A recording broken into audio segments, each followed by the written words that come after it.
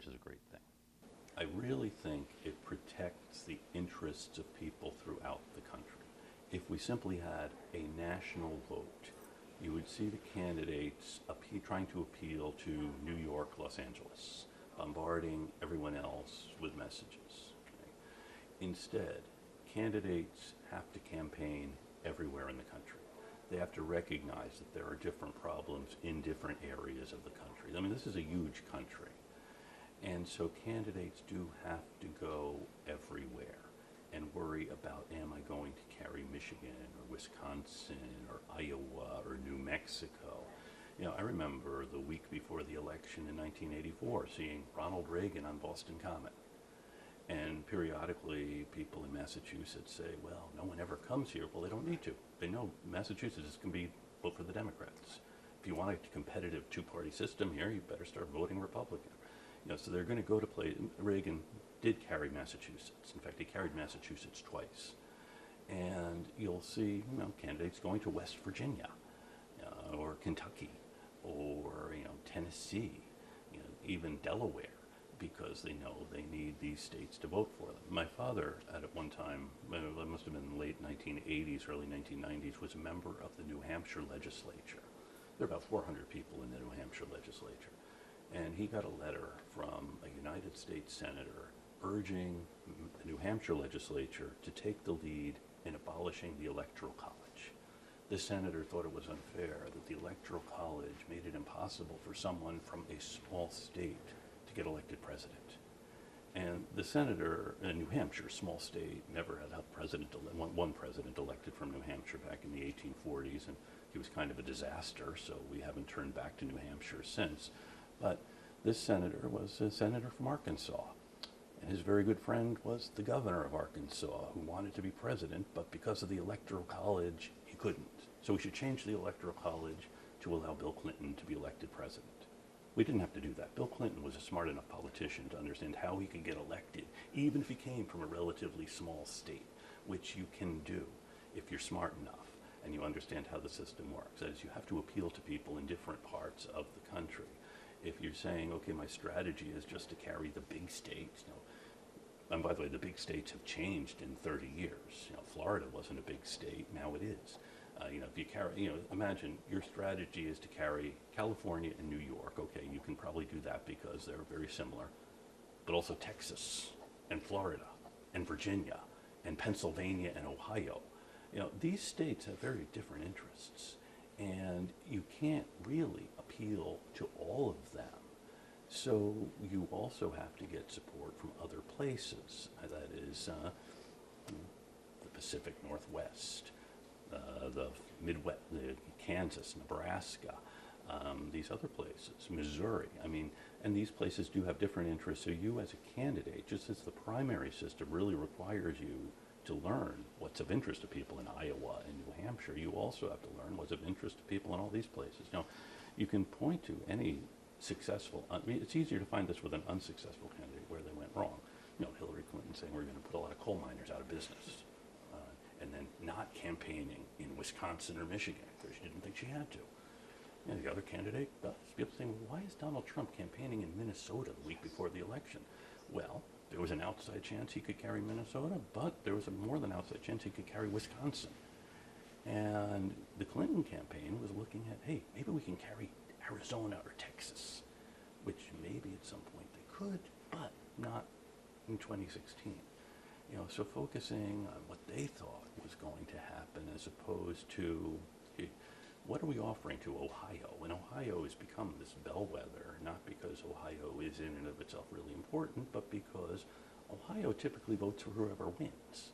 And, you know, there are lots of folks who are paid very well as political analysts who can do this and advise candidates. So that gets us into other realms where we don't need to talk about the value of having a political analyst, because the real thing is, can you talk to people, can you listen to people, and can you come up with some ideas that will be of use to these folks who you want to vote for you? It is, because the people in the states vote. They take it very seriously, who they're going to vote for. I wish they took more seriously who they're voting for city council, for state representative, for state senator, for members of Congress, for the U.S. Senate. These are really important. We focus too much on the president. And for a lot of reasons, one upside, I think, to the election of Donald Trump, I was hoping would be that we wouldn't see the president as the central figure. In many ways, as you said, he or she is, because he becomes the president of the world, and other places in the world do rely on the United States for different things. So, but knowing who is your representative and who is your city councilor, I mean, that is really where you see the democratic spirit flourishing, as opposed to every 4 years we go through this ritual of choosing someone to be president. And the way we do it now, I mean, this year there's huge debates among these different candidates, among the Democrats. I was kind of hoping that the one reason I might have hoped the election had gone the other way in 2016 is then the Republicans would have evaluated how they had chosen their candidate and think maybe we should do something about that so someone like a Donald Trump doesn't come in and subsume everything. But in many ways, the press saw Donald Trump as a great candidate because the press, to be perfectly honest, is very much Democrat. They're on the Democratic side. Yes. They thought, boy, this is great. Trump is going to discredit the Republicans, and no one will want to vote for them because he is so embarrassing. And I don't think anyone was more surprised at the outcome than the press.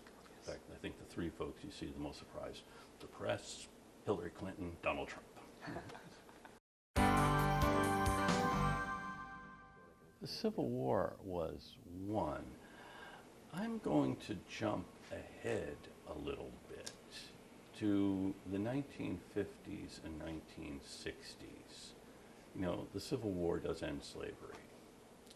However, the states do find ways of keeping African American people in a condition of semi-servitude.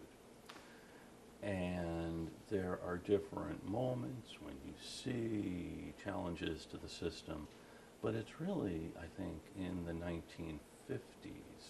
It's really after the Second World War, when you have a lot of different things have happened. One is a lot of African Americans fought in this war, and the war really was to protect democracy.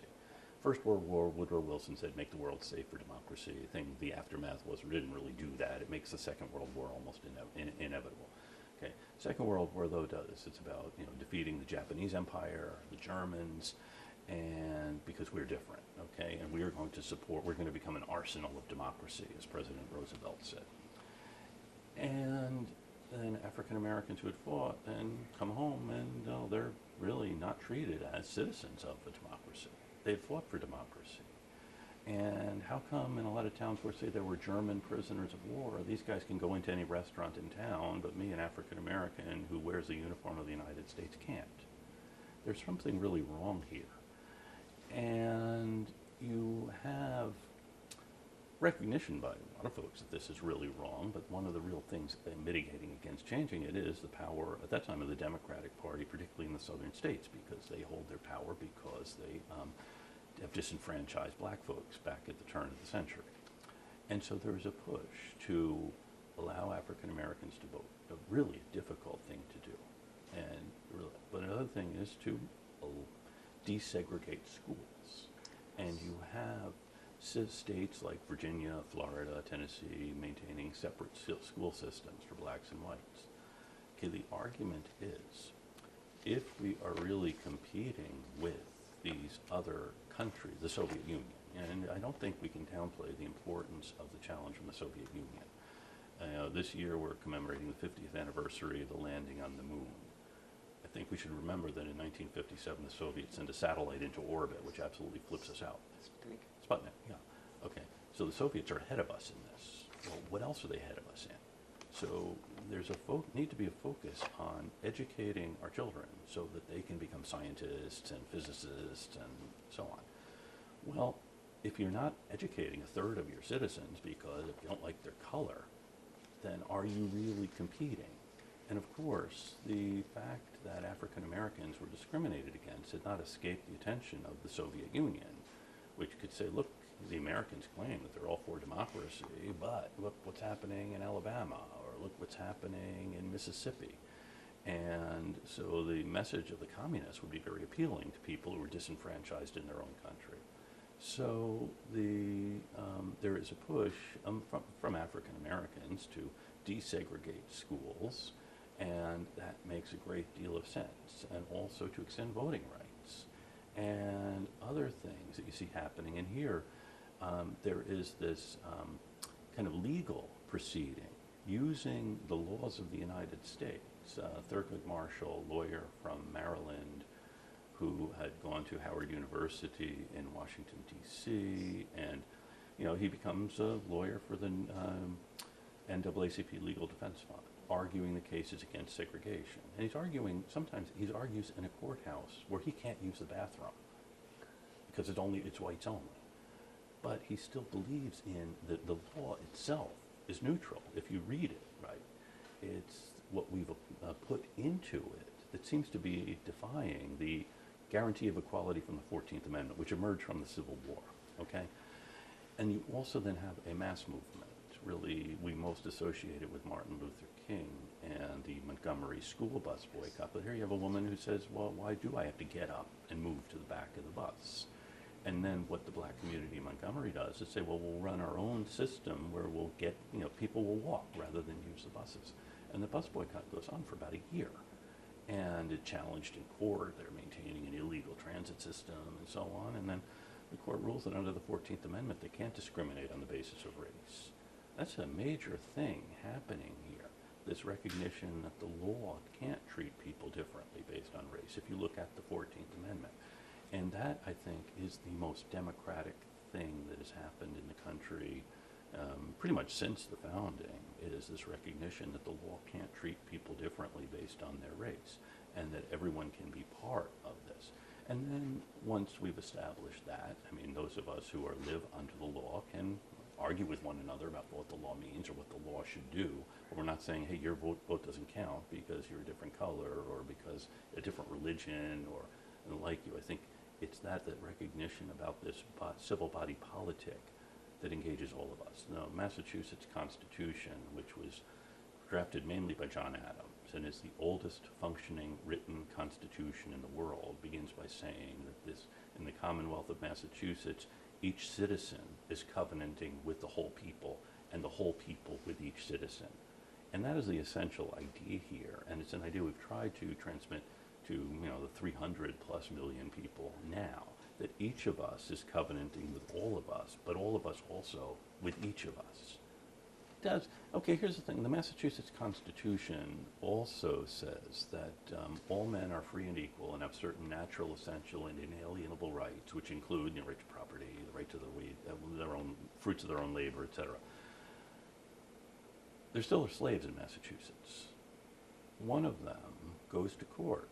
His owner has leased him out, basically, and every week Quack Walker, as his name, has to come and pay his wages to his owner, Nathaniel Jennison. This is in 1781. And one week Quack Walker says, why am I doing this? So he doesn't show up. And Jennison goes and finds him and beats him, takes his money, drags him back. And Walker, when he is able to get out, goes to a lawyer. This is in the town in Worcester, Massachusetts, and says, look, this is what's happened. And the lawyer says, well, wait a minute. The Massachusetts Constitution says all men are free and equal, have certain natural, essential, and inalienable rights. And so they go to court, arguing that Jennison has actually falsely imprisoned him and so on. And Jennison says, that's nonsense because I own him.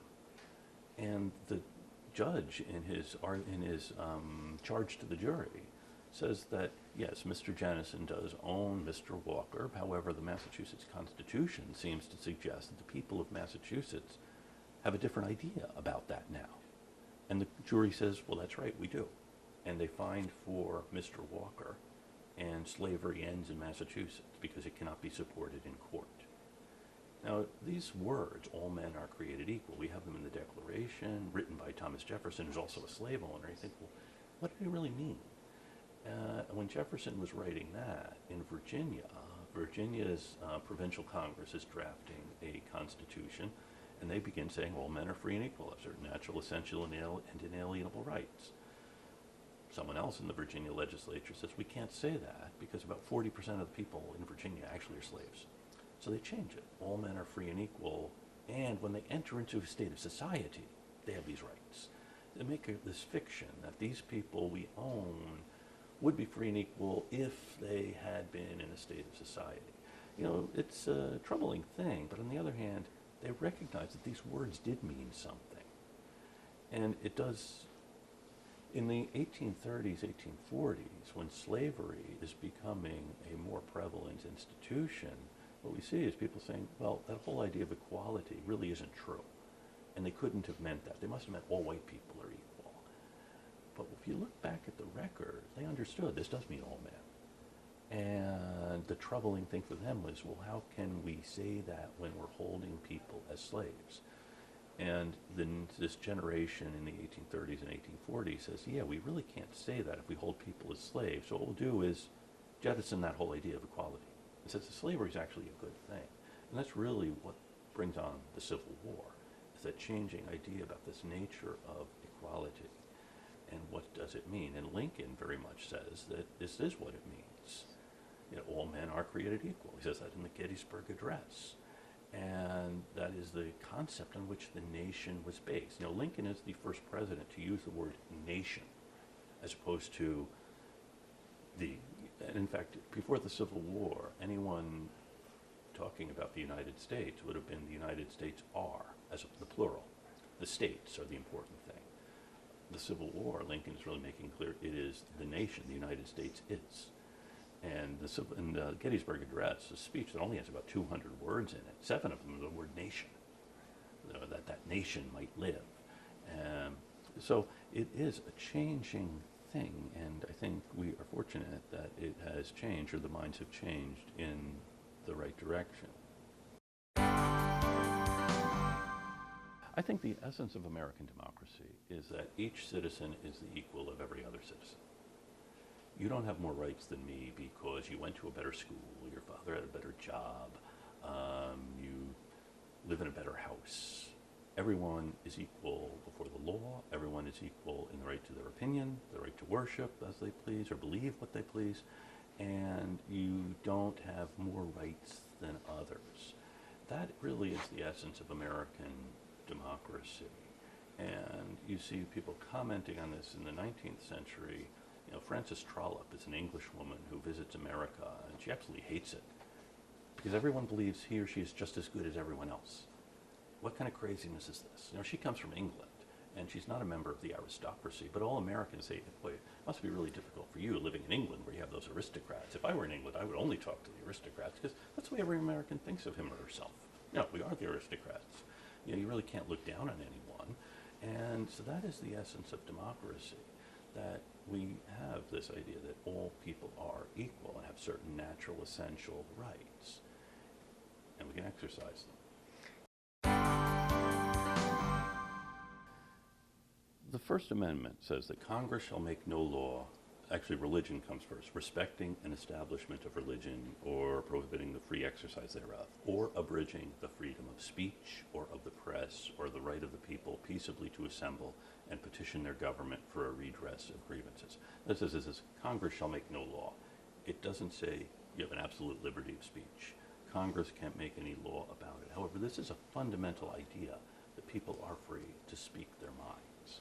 There's a wonderful song written in the early 1940s that Frank Sinatra does, What is America to Me? It's called The House I Live In. And it was the right to speak my mind out. That's America to me. It also means people can disagree with you. And you don't have a right to express an opinion and not expect someone to answer it. It's a difficult idea for us now with things about hate speech and speech codes and other things. I say something that might upset you. Should I be able to say that? I think the essence of the idea is that an unchallenged idea really isn't a legitimate idea. If you can't challenge an idea, even an idea that someone thinks is essential.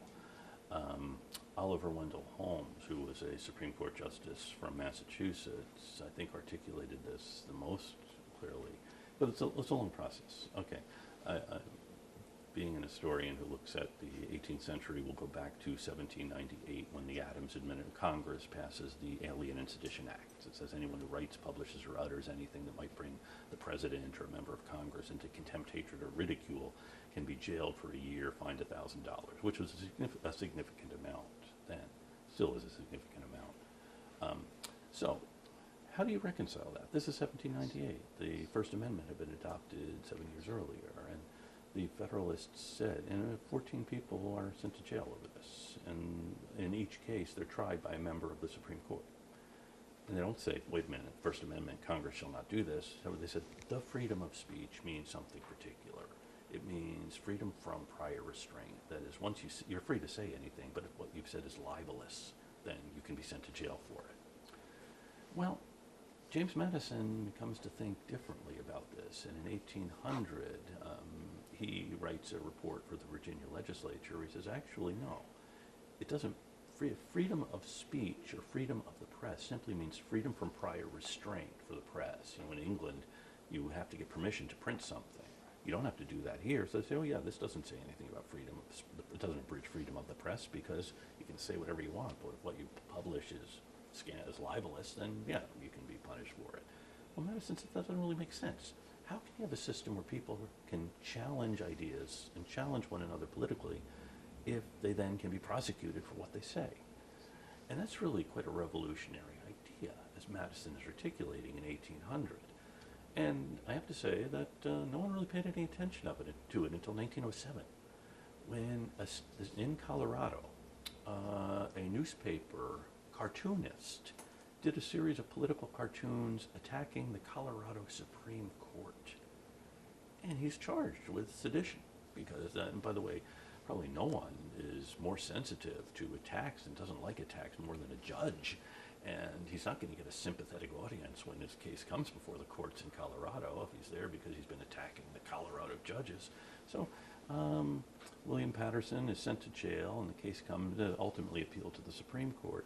And the Supreme Court says, no, that's right, Colorado can punish you for this. However, one justice, the John Marshall Harlan, says, doesn't really make sense. And he invokes Madison's arguments from 1800 about the freedom of the press meaning something different from freedom from prior restraint. There should be a freedom from prosecution afterward. And the First World War is a big test of this. A couple of socialists in New Jersey handing out leaflets outside the draft board telling these guys who are in line to be drafted, why do you want to be a conscript? You know, you should be able to, you know, not do this. And the case comes before the Supreme Court, and the Supreme Court says, yeah, Congress can actually send these people to jail. And here's what Justice Holmes says in his opinion for the court, that Congress has the power to raise an army. It has the power to prevent anyone from hindering them in doing this. If Mr. Schenck and Ms. Baer, the two people who were handing out leaflets, were actually trying to hinder the raising of the army, then Congress has the power to prevent them from doing this. And he says in his decision for the court, opinion for the court, that the most liberal protection of free speech would not protect a man who falsely yells fire in a crowded theater and creates a panic. That words have consequences, and so everything he says depends on proximity and degree. Here, Schenck and Baer, it's not as though they were just saying, we think the war is a bad thing, but they were actually actively trying to prevent these guys from joining the army. Congress has the power to prevent this. So Holmes says, yeah, they can go to jail. The next year, a case comes up. The United States at this time, the war is over. However, the United States has an expeditionary force in Russia. And a guy in New York publishes this pamphlet saying, it's actually published in Russian and German, saying, you know, you don't want to go work for the munitions companies because that's, you know, we want the workers of the world to unite, so on and so on. He dumps them out the window so the people on their way to the munitions work can get them. He also knows if he's out handing them out, he's going to get arrested. Well, they track him down, they arrest him, and again, he's going to sent to jail for 20 years, hard labor. This time, Holmes dissents. The court says, yeah, that's okay, because what we said in the Schenck case, you know, proximity and degree, and he wants people to walk off the munitions job, we need to keep the war going. Holmes dissents, and he says, this guy would go to jail for 20 years if every munitions worker in the country walked off the job, or if he dumps them out the window. It's not really, and it's So in the case of this unfortunate fellow, yeah, he's ultimately pardoned. He's actually pardoned by a Republican president who, same time as socialist, this Eugene Debs, socialist candidate for president, gives a speech in Ohio saying the war is a bunch of capitalists trying to extract more money from the working class, and he's sent to jail for this. And at his trial, he's asked if he's trying to hinder the war. He says, absolutely. Okay. Debs goes to jail. President Harding pardons him once Harding becomes president. Debs had a tendency to be locked up by Democratic presidents, pardoned by Republican presidents. Anyway, getting back to the court and freedom of speech, and this is all political speech, and Holmes and Louis Brandeis are taking somewhat of a different tack with this, saying that you're really based on what Madison had said, that the freedom of the speech is the protection for anyone to say what anyone thing they want. Or as Holmes put it, it's the right of a donkey to talk drool. The essential thing is, you can't have the state saying, okay, what you're saying is okay, what he is saying isn't okay. You have to be free to fight it out. And this is an idea that it's earlier than the American idea. However, it is one that is really enshrined in our law, which is, I think, something that people from places that have more rigid codes on this, in Germany, for example, and we can understand why they wouldn't want Nazi propaganda circulating. It can circulate here because people are free to challenge it too. And that's really, I think, one of the essential things here is this idea of freedom of speech, but it exists. People have to be able to challenge one another's thoughts. No, I don't think people who deliver fake news should be restricted. I think people should be able to discern what is real and what is not. And I think one thing we've seen happening is a loss of faith in the mainstream media.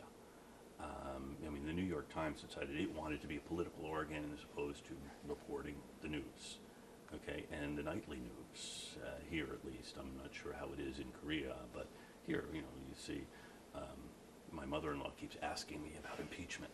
I keep telling her it's not going to happen, but it's a story. And so I think we've seen a loss of faith in this. The press holds a great deal of power. It may not be apparent to you, but you do shape the way people think. You can determine what the story is. And I think it worked most effectively when there were many different media outlets who were all challenging each other. Boston still has 2 newspapers, fortunately. 50 years ago, there were a dozen, and they're all vying for circulation. There might have been a lot of fake news circulating then. You think in 1898, William Randolph Hearst, as a way of boosting circulation for his newspaper, sparks a war between the United States and Spain. But I think the press has a great power and should have a great responsibility in wielding it, which some it did. The New York Times was the Gray Lady. It's no longer the Gray Lady. And so I think there is this distrust. But I think, I see fake history all the time. You'd be surprised how many things Thomas Jefferson is supposed to have said. And, there are thousands of these quotes from Thomas Jefferson. It's usually something substantial supporting someone's political opinion. Rarely do they find a quote from Jefferson where he's challenging, countering their political opinion. It's handy. I think it's a problem. What's the best way to address it? Well, it's not for the federal government or state government to say, well, no, we'll determine what the news is, because the best thing the press can do is challenge those in power. As I said, the press does have power. There are other entities with power, too. And so the press performs a very valuable function. By the way, Thomas Jefferson, speaking of people who had strong feelings on this, said that you could divide a newspaper into 4 sections. The first section would be truth. Second section would be half-truth. Third section would be partial truth, and finally would be lies. So the last section would be the biggest. He thought the press was always attacking him and saying malicious things about him. This is after, you remember, in 1798, the Federalists had shut down the press because it was saying bad things about them. And Madison is the one who says, well, wait a minute, we really shouldn't be deciding who gets to say what. that the real way of countering falsehood is with truth. And so rather than saying, hey, what you've just said is, I mean, if we do establish that, it's easy to see. You and I could probably decide to agree who are the bad purveyors of misinformation. On the other hand, if the state becomes the purveyor of bad information, what check is there? I'm sure there's a lot of fake news being pervaded in North Korea or in China. I mean, how is China covering what's happening in Hong Kong right now? And so you do need this challenge. It's why repressive regimes don't want any challenge. And I think, though, that those who are challenging do need to realize that I think they need to see, as Holmes said, it's proximity and degree. I remember during the first or second year of the Obama administration, they really weren't happy with Fox News. Why would they be? Why would the Trump administration be happy with CNN? Okay? But Fox News, and I remember one of the president's aides, she was actually a very high up aide, said, "We are speaking truth to power." It's a wonderful phrase. Again, people who are speaking truth to power generally aren't sitting in the West Wing of the White House. If you think of the absurdity of that, but still, as someone wiser than I had said, ambition must be made to counter ambition, and I think that's something we see happening here. And I think for our purposes, it'll be dangerous if there weren't a free press, but we simply relied on the internet memes and the little sound bites. But then again, you look at the 6 o'clock news and see there is a lot of sound bites and internet memes and news about what the Kardashians are doing today. Well, one of the most effective grassroots movements in American history happened in 1774 and 1775, and I'm sure there were some earlier. In 1774, when people in Worcester County, Massachusetts, went to shut down the courts because they didn't like the judge. They had arguments about the Massachusetts Charter. These are just ordinary people, and this is one of the essences of America.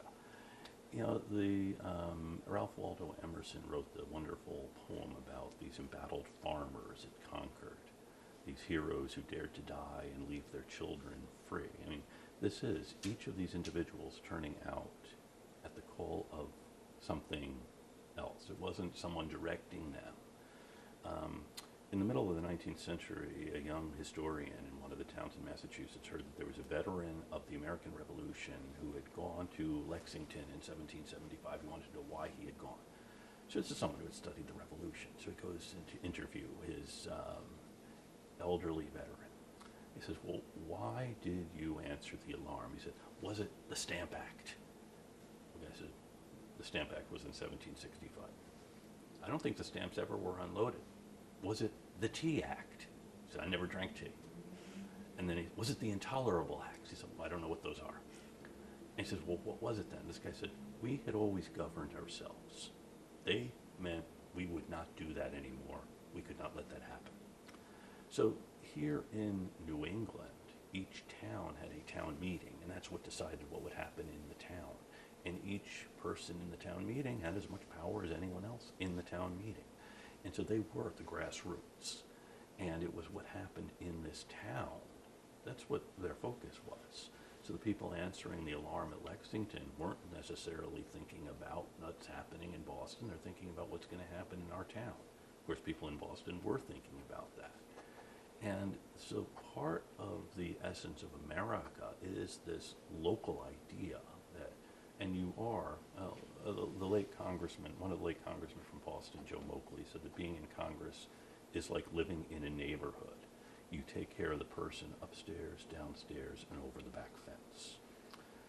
And Moakley developed a grander idea of this, saying, well, that could also mean person in the next neighborhood, the next town, the next state, the next country. But again, you are thinking about this personal relationship you have with someone, not an abstract idea. We're not going to achieve a better world by, killing people we don't agree with, or by appropriating the means of production. But instead, how is this going to affect the people I know? And so that's one of the real essences of this. The grassroots of people engaged in their families thinking, what's best for my family? What's best for my neighborhood, my street, my town? It's not the grand idea, but it does lead to the grand idea. No. No, the American democracy begins before the Constitution. The Constitution tries to encode it. You look at the period between 1775 and 1787, the states are developing constitutions, experimenting with different kinds of governments. You know, in Pennsylvania, there's a state legislature that has almost absolute power.